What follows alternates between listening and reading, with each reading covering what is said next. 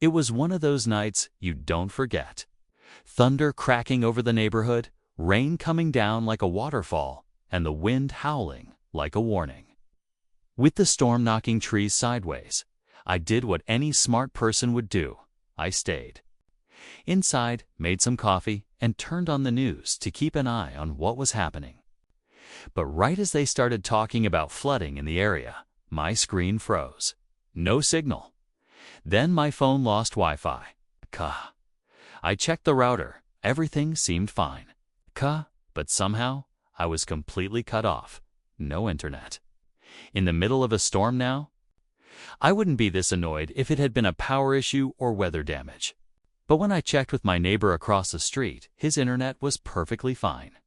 Mine was the only one down. That's when I got suspicious. And sure enough, a quick look at the security cameras showed something that made my jaw drop. Earlier that afternoon while I was at work, the HOA maintenance crew had come onto my property and disconnected my internet cable. No notice, no warning. Just unplugged me from the grid like they had every right to do it.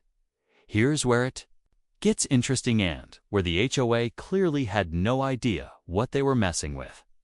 You see, I don't just get my internet like everyone else on the block. I own the private relay tower at the top of the hill behind our houses. That's right, the very tower that provides half the neighborhood with their connection. Mine and the entitled folks on the HOA board just picked the worst possible time to mess with it. So what happened when they realized who actually controlled their precious signal? Well, they weren't ready for what came next to really understand how all this went sideways. You need to know a bit about my setup and the HOA. I work remotely in IT and live in a semi-rural neighborhood where the standard internet providers are, well, terrible. Slow speeds, outages, constant buffering, it just wasn't cutting it. So about 2 years ago, I invested in a private relay tower. It wasn't cheap, but it gave me fast, reliable internet through a dedicated signal. Few neighbors even pitched in, and I let them connect through it for a small fee. It was a win-win for everyone, or so I thought. Now, our HOA has always had this weird superiority complex. They think they own the whole community, down to the color of our mailboxes. Petty rules, surprise fines, even complaints about lawn chairs being too visible from the streets nonstop. And for some reason, they've always had a problem with my tower. At one point, they even sent a letter saying it was an eyesore, even though it's barely visible unless you go looking for it. I appealed, proved it was on private land and met all zoning codes, and thought that was the end of it. But clearly, some grudges don't go away. Turns out, during the storm, one of the HOA board members decided it was the perfect time to cut the cable running to my router box, claiming it was a hazard. Really? In the middle of a storm? When people depend on internet access for emergency alerts? The nerve of that move honestly floored me. And here's where it gets shady: the board never contacted me. No calls, no emails, no emergency notice. Just silence and a disconnected cable. But what they didn't expect was that by taking me offline, they'd be taking themselves offline too. And the fallout was just beginning. By the next morning, things had taken a turn. My phone lit up with texts from neighbors, some angry, some confused. Their internet had gone down overnight, right when they needed it most. With the storm still raging and power flickering in and out, they were suddenly cut off from weather updates, emergency notifications, even work meetings.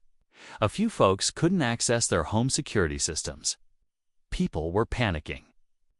And I was still sitting there with no clue what the HOA was planning next. I didn't say anything at first. I wanted to see how far they'd go. I quietly drove up to the tower site, still standing, still humming, but completely shut out from my main hub. I could tell someone had tampered with the access panel at the base. They didn't know how the whole system worked, but they clearly thought cutting my cable would kill the signal. What they didn't realize was the way the system was set up. It rerouted through my property to reach the rest of the network. So by disconnecting me, they had basically unplugged everyone. And here's where the story gets even messier. One of my neighbors, Susan, called me in a panic. Her elderly mom uses a medical alert device that relies on Wi-Fi backup if the landline fails. That night, it failed. She was furious, not just scared. Another neighbor, James, works from home, managing a team overseas. His connection dropped in the middle of a critical deadline. Now, people were asking questions. Why did only half the neighborhood lose internet? Why did the other half stay online? And why did it all seem to trace back to my house? Meanwhile, the HOA was suspiciously quiet. No apology, no update, nothing. It was like they hoped no one would trace it back to them. But that silence. It was about to explode because I had receipts, cameras, and something they didn't know yet. I wasn't just another homeowner. I was the backbone of their connection. By midweek, the neighborhood was buzzing offline and angry. The HOA had dug themselves into a hole, but they were still pretending everything was normal. I stayed quiet, but behind the scenes, I was pulling together the timeline. The footage from my security cameras clearly showed the maintenance guy, wearing an HOA vest, on my property without permission, snipping the line. A few frames later, he was on a phone call, nodding as if following orders. That gave me chills. Someone high up told him to do it. This wasn't a random mistake, it was planned. Meanwhile, the complaints kept rolling in. Susan had filed a formal grievance with the HOA.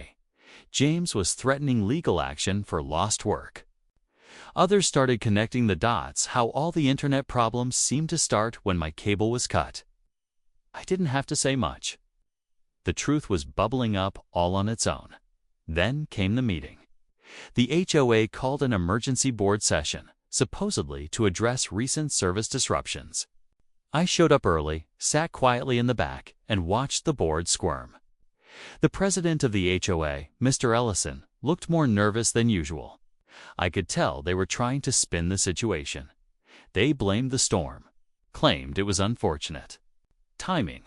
But when a neighbor asked directly if they had cut any cables as a precaution, Ellison paused just a little too long. That's when I stood up. I didn't raise my voice.